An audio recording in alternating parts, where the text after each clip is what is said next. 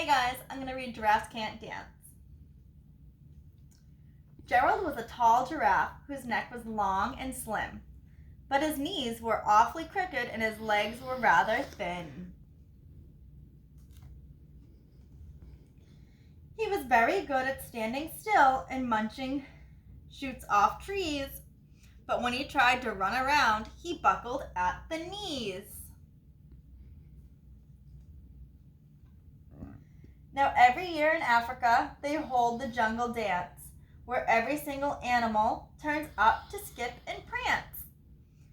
And this year, when the day arrived, poor Gerald felt so sad, because when it came to dancing, he was really very bad.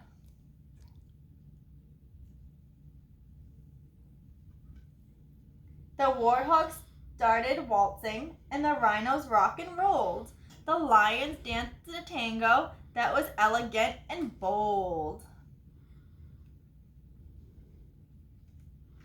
The chimps all did a cha-cha with a very Latin feel, and 8 baboons then teamed up for a splendid Scottish reel.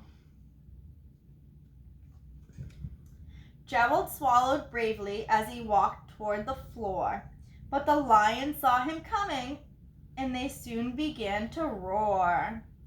"Hey, look at clumsy Gerald," the animals all sneered. "Giraffes can't dance, you silly fool. Oh, Gerald, you're so weird." Gerald simply froze up. He was rooted to the spot. "They're right," he thought. "I'm useless. Oh, I feel like such a clot." So he crept off from the dance floor and he started walking home. He'd never felt so sad before, so sad and so alone. Then he found a little clearing and looked up at the sky. "The moon can be so beautiful," he whispered with a sigh. "Excuse me," coughed a cricket who'd seen Gerald earlier on, "but sometimes when you're different, you just need a different song." Listen to the swaying grass and listen to the trees. To me the sweetest music is those branches in the breeze. So imagine that the lovely moon is playing just for you. Everything makes music if you really want it to. With that, the cricket smiled and picked up his violin. Then Gerald felt his body do the most amazing thing. His hooves had started shuffling, making circles on the ground.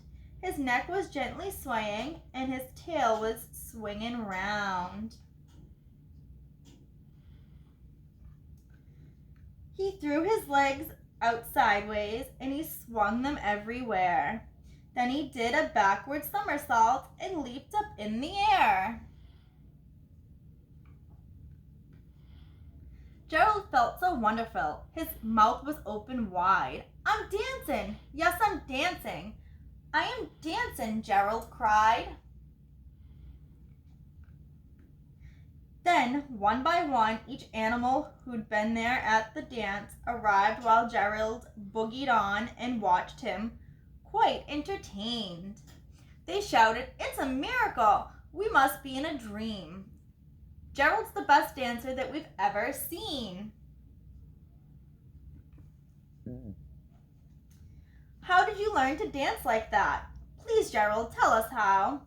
But Gerald simply twirled around and finished with a bow.